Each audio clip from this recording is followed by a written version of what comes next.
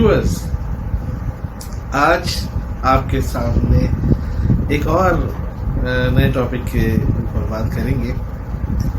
बड़े अरसे से मेरे स्कूल फ्रेंड्स ग्रुप में एक टॉपिक अंडर डिस्कशन है और ये टॉपिक व्यूअर्स हमारी लाइफ में मेरे नज़दीक एक बहुत अहम टॉपिक है। क्या टॉपिक है? इस्तिखारा। अल्लाह ताला ने जिस तरह हर मौके पर और हर काम में हमें किस तरह से डिसीशंस लेने हैं, किस डायरेक्शन में मूव करना है, इस बात की रहनुमाई फरमाई है।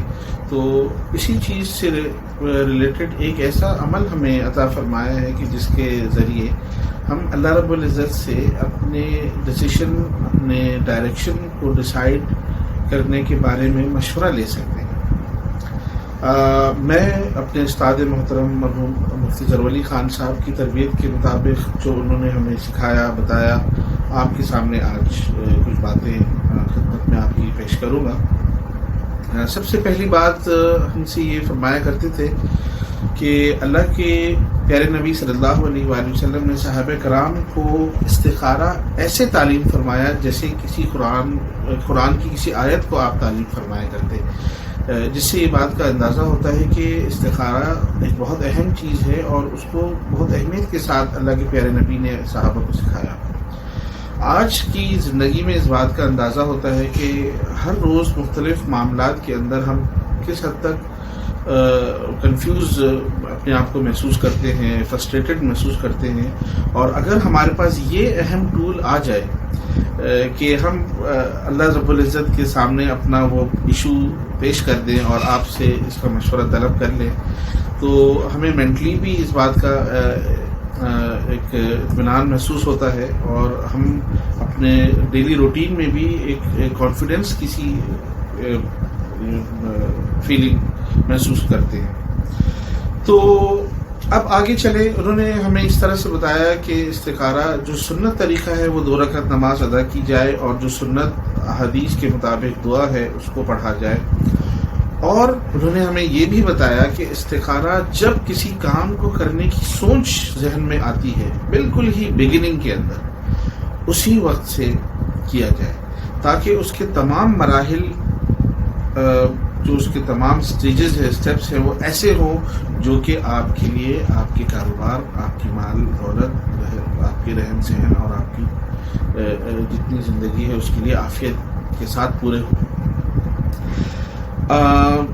हमने जब ये सवाल कभी पूछा कि जैसे हदीस में या सुन्नत में एक इस्तिखारे का जिक्र आता है तो उलमा कराम 3 या 7 या 11 की तलकीन करते हैं, इसकी क्या वजह है? तो उस पर आपने ये हमें फरमाया कि 2 अहम चीज़ें हैं, एक इस्तिदाद और दूसरी तादाद। अगर तुम्हारे पास इस्तिदाद है तो एक ही काफ़ी है, और अगर तुम्हारे पास इस्तिदाद नहीं है, वो तुम्हारा लेवल नहीं है, वो तकवा नहीं है, वो परहेज़गारी तुम्हारे अंदर नहीं है, वो तबीयत की और किरदार की शफाफियत तुम्हारे पास नहीं है, तो ये बेहतर है कि उस इस्तिदाद के ना होने की वजह से तादाद को बढ़ा लो। 3 दिन कर लो, 7 दिन कर लो, ताकि जो मामला है उसके अंदर क्लियरिटी पैदा हो, जो ताल्लुक़ है उसके अंदर मजबूती पैदा हो अल्लाह रब्बुल इज़्ज़त के साथ। तो ये भी जो अगर सवाल आप लोगों के जहन में अगर आता है तो इस तरह से उसका जवाब मुफ्ती साहब ने हमें अता फरमाया। फिर आइए बात कि ये हमें फरमाया करते कि जिन दिनों में इस्तिखारा कर रहे हो, जो 7 दिन पाबंदी से करने हैं, जो 3 दिन जो पाबंदी से करने हैं, उन दिनों में रोज़ा रख लो, सदका खैरात किया करो और साफ सुथरे जो है ना कामों में रहो, ताकि अल्लाह रब्बुल इज़्ज़त की तरफ से जो तुम्हें डिसीजन लेने की तरफ रहनुमाई की जा रही है वो बहुत क्लियर रहे।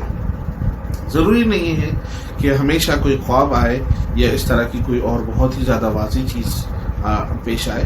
अल्लाह रब्बुल इज़्ज़त जब आप इस्तिखारा कर लेते हैं तो आपका डायरेक्शन उस तरफ ले जाते हैं। जो भी कुछ होगा आपके इस्तिखारा करने के बाद वो अल्लाह रब्बुल इज़्ज़त की तरफ से रहमत और अल्लाह की तरफ से खैर बनकर आपके साथ रोनुमा होगा। इसी तरह बहुत सारे काम जो हमारी ज़िंदगी में آنے والے ہیں یا ہمیں بہت سارے ڈیسیشنز لینے ہیں، اس کے لیے استخارے کر کے رکھو، استخارے کیا کرو، کرتے رہا کرو، باوجود کہ کوئی وجہ نہ بھی ہو لیکن اللہ رب العزت سے خیر طلب کرتے رہا کرو۔ یہ بھی ایک اہم اور بالکل منفرد بات تھی جو ہمیں مفتی صاحب سے اکثر سننے میں آتی تھی۔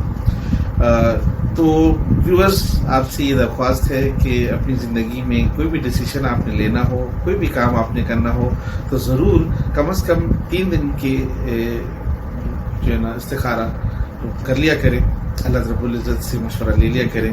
آپ اس چیز سے اطمینان بھی محسوس کریں گے اور کانفیڈنٹ بھی رہیں گے۔ اور ظاہر ہے کہ ہماری زندگی میں کامیابی کے لیے سب سے اہم فیکٹر کریکٹ ڈیسیشن اور ٹائملی ڈیسیشن ہے۔ تو اگر اس سے ریلیٹڈ آپ کو کوئی کوشچنس پوچھنے ہیں یا اور کوئی کلیئرفیکیشن چاہیے تو ضرور مجھے کامنٹس میں بتائیے۔